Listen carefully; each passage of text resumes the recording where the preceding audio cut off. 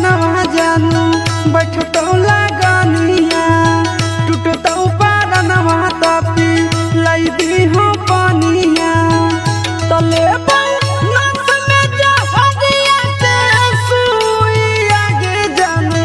देखी हो तो धुइया लहर पानी भरै तो कुइया में जानू देखी हो तो धुइया लहर पानी भरै तो कुइया में जानू देखी हो तो धुइया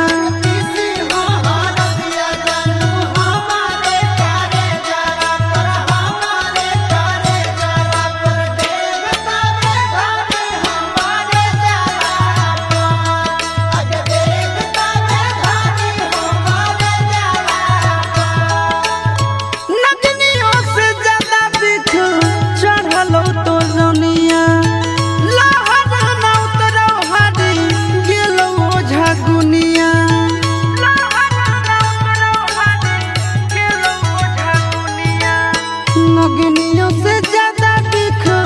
चढ़ल तो रनिया लहर न उतरल हरी गेलो झगुनिया कि मोरा धरल रहबो हम भुइया में जानू